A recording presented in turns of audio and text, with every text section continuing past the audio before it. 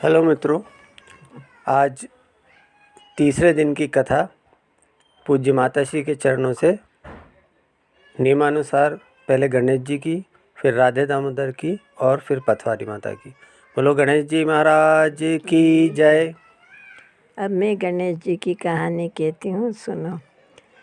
एक साहूकार था, उसके 7 बेटा थे और एक बेटी थी। बेटी की शादी करी और शादी के बाद ही वो विधवा हो गई, तो बाप के यहाँ आराम से रहने लगी और देवी देवता के पूजा पाठ सब करती। वो कार्तिक का महीना आया, कार्तिक नहाने जाती, वहाँ पूजा पाठ करती, सब देवी देवता की पूजा करती, राधे दामोदर की, शंकर जी की, पथवारी की और जो भी देवता सबकी पूजा करती, पर नहीं करती गणेश जी में। कि कहती मेरे को तो धुन डाला, सुन डाला से डर लगे, इसलिए गणेश जी की वो पूजा नहीं करती और सबकी करती पूजा। और एक टाइम व्रत रखती और नियम से बिल्कुल ऐसी रहती, साध्वी सरी की रहती थी वो। अब एक आधा पौन महीना हो गया उसको, कार्तिक नहाते नहाते पूजा करते। गणेश जी को गुस्सा आया कि ये सबकी तो पूजा करे और मेरे नहीं करे, इसको छलना चाहिए कर सोच के ऐसा। और बस वो रात को दिन भर 4 बजे से उठती, नहाती धोती, पूजा पाठ करके 4 बजे भोजन करती और फिर भजन कीर्तन करके सो जाती थी। अब गणेश जी महाराज आए और उसके भंवरा का रूप बन के आए ने उसके कमरे में जहाँ वो सोती थी वहाँ गई, वहाँ फूल ने, पत्ती ने, मिठाई ने, गुलाल ने सब पटक के चले जाते। वो रोज़ का उनका अब सुबह उनकी भाभी होन वो तो उठ के नहाने चली जाती, भाभी होन बिस्तर उठाती कि हो भाई जी को बड़े कि सती रे बन के रे, साधु बन के रे, देखो इनके यहाँ इतने फूल ने, मिठाई ने सब इनके कमरे में से निकले। तो सब बहुन तो ऐसा सोच के रह जाए मन में ही अपने। और सबसे छोटी बहू, एक दिन उसका नंबर आया बिस्तर उठाने का, झाड़ू लगाने का, तो वो गई तो उसने भी यही देखा कि फूल ने, मिठाई ने, सब अतर की खुशबू और सब उस कमरे में उसको मिली। तो उसके मन में नहीं रही, उसने उसके आदमी से कही कि तुम कह रहे हो कि मेरी बहन ऐसी सतीत्व और साध्वी और ऐसी रहती है, पर ये देखो उनके बिस्तर में से क्या क्या निकला उनके यहाँ। तो उनके नहीं, मेरी बहन ऐसी नहीं है, मेरी बहन तो बहुत साध्वी है और पतिव्रता धर्म निभा रही है वो। तो कह कि देखो ये सब। अब उस रोज़ उसने कहा तो वो फिर चली गई 4 बजे रात से उठ के नहाने धोई और फिर पूजा पाठ गणेश जी की फिर नहीं करी उसने। धुन डाला, सुन डाला से डर लगे, इसलिए उसने नहीं करी। अब उसको वो आके ने भजन कीर्तन रोटी खा के ने सो गई वो। अब फिर वही रात के 12 बजे और गणेश जी आए तो उसको छोटा भाई ने कही देखूँ तो उसके यहाँ एक तरफ छुप गया वो किवाड़ के वहाँ की। उस बहन ने नहीं देखा, बहन तो सो गई आके, उसको नींद भी आ गई। फिर वही 12 बजे गणेश जी आए, भंवरा का रूप भर के गुन करते आए, किवाड़ की तेड़ाल में से अंदर घुसे और फूल पत्ती मिठाई अतर सब पटक के और जाने लगे। तो वो जहाँ जिस तेड़ाल में से आए थे उसमें आड़ा होके खड़ा हो गया कि भैया तुम कौन हो, देवी देवता छली छनंदर कौन हो जो मेरी बहन को रोज़ छलते हो, उसका सब धर्म नष्ट करते हो। तो वो गणेश जी महाराज बोले कि मैं गणेश जी हूँ, तेरी बहन सबकी पूजा करती, राधे दामोदर की, पथवारी की और शंकर जी की और सब देवता की पूजा करे, मेरी पूजा नहीं करे। कि धुन डाला, सुन डाला से डर लगे। तो कि अच्छा हम समझा देंगे फिर तो नहीं चलोगे। उन्होंने कहा कि हाँ वो पूजा करने लगेगी तो नहीं चलेंगे। ऐसा कह के गणेश जी चले गए। अब वो सुबह हुआ, वो सुबह तो वो उठ के अपने चली गई। फिर दोपहर को सब आए इकट्ठे हुए तो कि उसने पूछा क्यों बहन तो कौन कौन देवता की पूजा करे। तो कि भैया मैं राधे दामोदर की, पथवारी माता की, शंकर जी की, देवी देवता सबकी पूजा करूं, नहीं करूं तो धुन डाला, सुन डाला गणेश जी की, मेरे को उनसे डर लगे। तो उनके नहीं बहन पहले तो उनकी पूजा करनी चाहिए, वो तेरे को रोज़ आके छलते हैं, तो तेरा पतिव्रत धर्म और साध्वी धर्म और सब खत्म हो रहा है। तो उन्होंने कहा कि क्यों। तो कि हाँ वो गणेश जी आए थे, मैंने कल उनको देखा और तेरे को रोज़ छल के जाते हैं वो। तो बोले कि जाऊंगी मैं, देखूंगी कि नहीं, कोई नहीं डरना, उनकी तो पहले पूजा करनी, तो वे प्रसन्न होकर सब देवी देवता भी खुश होते हैं। उन्होंने कहा अच्छी बात है, आज से पूजा करूंगी।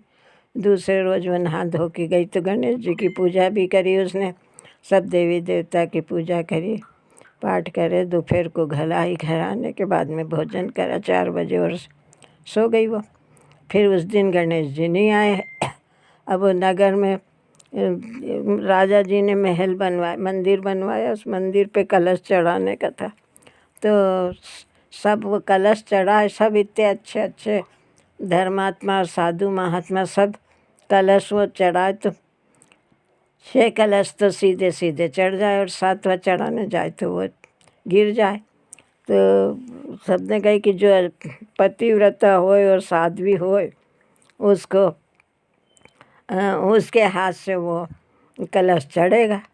तो उसने कही कि कोई ने कही कि वो नगर के सेठ हैं, उनकी छोरी है, वो बहुत बालपन में विधवा हो गई थी, लेकिन अपने पतिव्रत धर्म और साध्वी धर्म निभाती हुई आज तक रह रही है। तो राजा जी ने उसको बुलाया, वो गई, तो उसने भी 6 कलश तो आराम से चढ़ा दिया।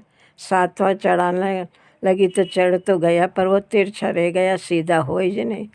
तो राजा जी ने पूछा कि ये कौन कारण है, चढ़ तो गया पर ये सीधा क्यों नहीं हो रहा। तो फिर उसके भाई ने कही कि मेरी बहन सब देवी देवता की पूजा शुरू से करती। पंडितों को बुलाते हैं ना, पंडित से पूछते याद ही नहीं। भाई ने कही कि सब देवी देवता की तो पूजा करे, गणेश जी की पूजा नहीं करती थी। तो गणेश जी महाराज ने इसको छले, इसके बाद से अब तो वो पूजा करने लगी है, पर वो उनने जो छला उसका दोष इसको लगा है, उस दोष के कारण ये थोड़ा तिरछा रह गया। तो आज भी उस मंदिर का कलश थोड़ा तिरछा ही है। और सबने कही कि जो भी जिसको अन्न धन लक्ष्मी जो भी चाहिए, पर पहले गणेश जी की पूजा करे, फिर राधे दामोदर पथवारी माता की सबकी पूजा करे। पहले गणेश जी की पूजा करना, गणेश जी महाराज उसको छला से कोई को मत छलना। और सबको गणेश जी भगवान की जय। एक राम डोकरी थी, एक शाम डोकरी थी, 4 बजे रात से उठ के नहाने जाती।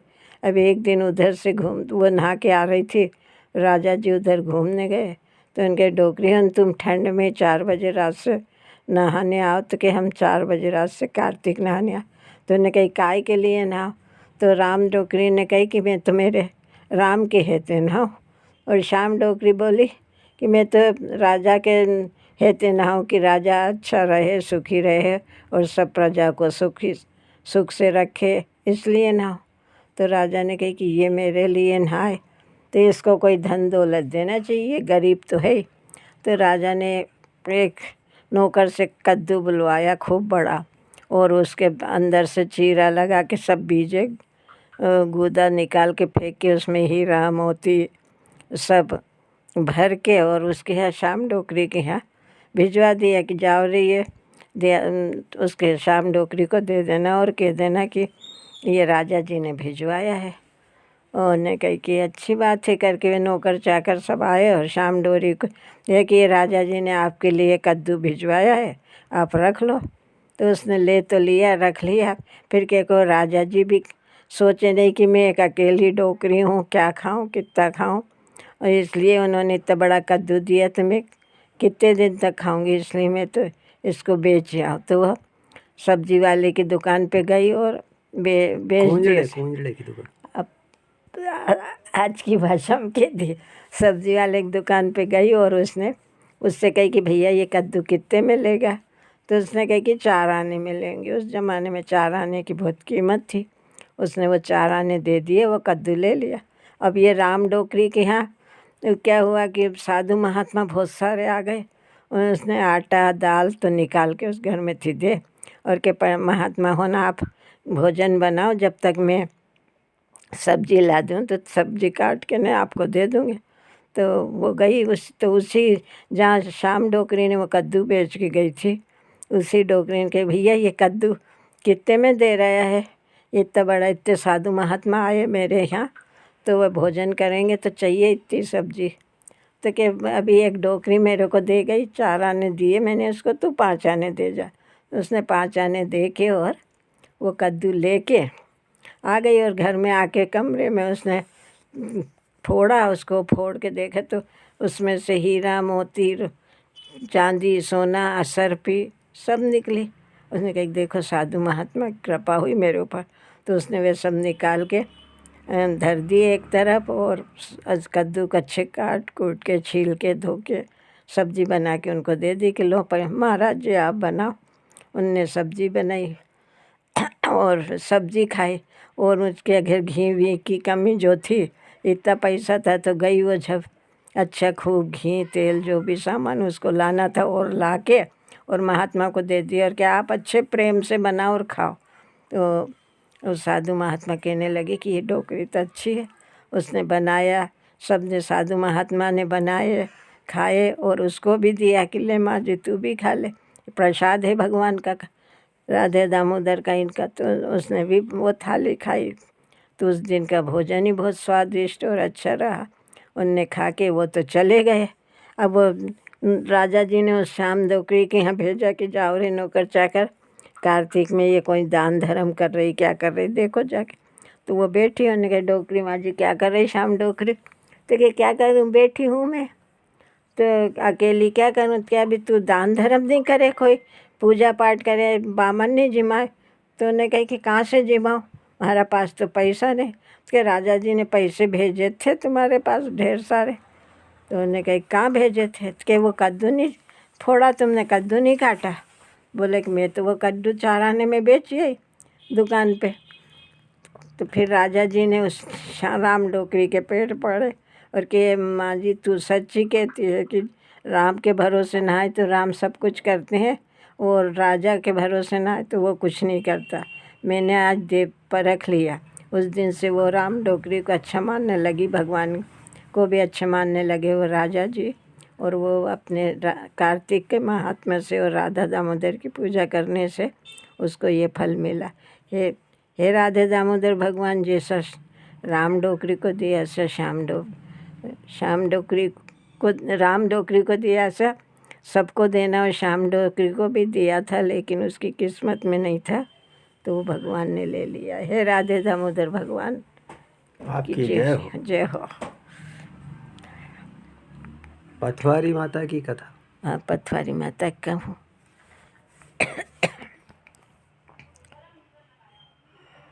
कार्तिक फिर से नहाने, बोलो। कार्तिक का महीना आया, सखी सहेली हो नहाने गई। तो उसमें एक थी बामन की लड़की, एक थी बनिया की लड़की, एक थी कंठाली की लड़की, एक थी सुतार की और एक थी लोहार की। ऐसी 5-6 लड़की हों सहेली हों, सब रोज़ कार्तिक नहाने गंगा जी नहाने जाए। गंगा जी किनारे पीपल का पेड़, वहाँ उसने चबूतरा बनाया। पथवारी माता, गणेश जी, तपेमड़ा, काठा घोड़ सबकी पूजा देवी देवता बिठा के सब पूजा करे। और उस पेड़ पीपल के पेड़ के ऊपर एक चील रहती थी। उसने एक दिन देखा कि ये सब आए और ऐसी पूजा करे, तो बस वो भी देखे। उसने दूसरे दिन जैसी वे सखी सहेली नहाने आई, ऐसे वे नहाई, इतने में वो चील उस पेड़ पे से उड़ी फड़फड़ करती और गंगा जी में डुबकी लगाई और जाके फिर पेड़ पे बैठ गई वो। अब ये सब पूजा पाठ करे, आरती धूप दीप नैवेद्य सब वो देखती रही। और वे तो सब अब पूजा पाठ करके अपने अपने घर चली जाए। और वो चील ने देखा कि अभी पथवारी माता गणेश जी इन सबको के ऊपर धूप आ रहे हैं, तो वो अपनी पंख फैला के चारों तरफ से उनको ढांक के और बैठ जाए। अब जब तक कि वो धूप उस पे से नहीं जाए तब तक वो उड़े नहीं। शाम पड़े 5 बजे तक धूप रहे वो, 5 बजे बाद उड़े। तो अब 5 बजे बाद क्या खाए वे, थोड़ा बहुत चुकती होगी और रात 6 बज जाए, उन्हें अंधेरा होने लगे। वे पक्षी हो तो सोते हैं, जल्दी जाके पेड़ पे सो गई। ऐसे पूरा कार्तिक का महीना हो गया। वो रोज़ नहाती, रोज़ पथवारी माता के ऊपर, गणेश जी इन सब के ऊपर छाया करती और बैठी रहती। शाम को थोड़ा बहुत कुछ खाती और सो जाती तो उसका उपास भी हो गया, धूप में बैठा रहना उसकी तपस्या हो गई। और गंगा जी नहाने में उसका कार्तिक नहाने का पुण्य हो गया, उसको सब मिल गया। अब ये सब पूजा पाठ कर करा के कार्तिक ख़त्म हुआ सब, तो कोई ने इसकी सुतार की लड़की ने एक पथवारी माता को पालना बना के चढ़ाया, लोहार की ने एक चौकी बना के चढ़ाई, और बनिया की ने सामान ला के दिया, बजाज की ने एक ओढ़नी उड़ाई। ऐसे सब जो जो थी वे सब ने पथवारी माता को चढ़ाया। और एक बामन की जो छोरी थी वो सब पूजा पाठ का सामान लेके और अपने घर चली गई। और चील तो अपने पेड़ पे रहने लगी, वैसे ऐसे ही खाना पीना शुरू हो गया। अभी ये सब सखी सहेलियों ने एक साथ मरी, सब राजा के घर लड़की हुई 7 ही जने। और फिर 7 ही 7 का 5 हुई ना, देख 7 ही थी वे। फिर उन्हें बड़ी हुई, राजा के हर एक राजा के यहाँ जन्म लिया उन्होंने। और वे बड़ी हुई तो उनकी शादी हुई, तो उनकी शादी सबकी एक ही राजा के यहाँ हुई, एक ही राजा से। तो सब में बड़ी रानी चील, जो चील थी वो पटरानी हुई, सबसे बड़ी वो रानी थी। उसके बाद ये सब थी। और वो जो बामन की छोरी थी सब सोर समेट के ले गई थी, वो भी रानी हुई वहाँ। अब ये सभी अपने अपने उनके महलों, उन सब के अलग, सब आराम से रहे। राजा सबके महल में एक सरी की सुविधा करवाए, महल सजवाए, सब रोज ही करे। और उसकी बामन की लड़की उसके भी, तो उसका जो महल सजे वो सब घंटा एक आध में सब मुरझा जाए, फूल है तो मुरझा जाए, सोना चांदी है तो ऐसे कंकड़ पत्थर हो जाए, जो चीज़ उसके बाद बर्तन हो तो वे तांबा पीतल के हो जाए, ऐसे उसके। और इन सब के कोई के नहीं, उनके सब ताजा रहे। अब रोज़ ऐसा हो तो वो एक दिन बोली कि राजा साहब, नौकर चाकर होन मेरे साथ बेईमानी करे, ये सब रानी होन का तो महल में भी अच्छा सजा रहे, फूल होन अच्छे ताज़े ताज़े लगा दे तो वो भी नहीं मुरझाए, और मेरे यहाँ तो फूल भी मुरझा जाए, सोना चांदी के बर्तन तांबा पीतल के हो जाए। तो ये मेरी, या तो मेरी ये जो बहन होने हैं,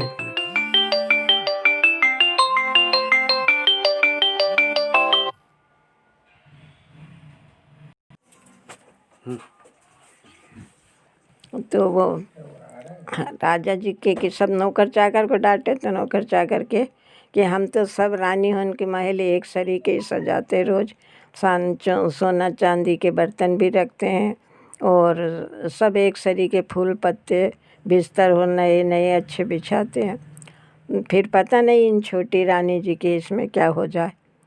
तो एक दिन राजा जी ने खुद उनके सामने उसका महल सजवाया, सामान भी सब रखा, सोना चांदी के बर्तन भी रखवाए और सब रखवाए। और थोड़ी देर में देखे तो अपने आप कुम्भ लगाए। राजा जी ने कही कि भाई देखो ये तुम्हारे ही कुछ किस्मत की है, मैं पंडित जी से पूछूंगा क्या है। तो वे पंडित जी महाराज पूछा तो उन्होंने पोथी खोल के देख के कही कि इन्होंने कार्तिक के महीने में सखी सहेलियों के साथ कार्तिक नहीं और पथवारी की पूजा करी, इसके धर्म से तो ये राजा की लड़की हुई, राजा की रानी बनी। पर इन्होंने जो पथवारी माता में पिछले जन्म में जो इन और सब सखी सहेली चढ़ाई थी वो सब सामान अपने घर रह गई थी, और उसने उसके बदले थोड़ा बहुत भी दान नहीं करा। इसके पाप से इसके ये है तो क्या करना चाहिए। तो पंडित जी बोले कि इसका ये है कि कार्तिक का महीना आए तो नहाए, पथवारी की पूजा करे, राधे दामोदर की सबकी पूजा करे, और पूरा कार्तिक महीने उपास करे, और कार्तिक की पूनम आए जब उसका उद्यापन करे, और वो सब पुण्य और धर्म करे, उसके पुण्य से इनका ये दोष मिट जाएगा।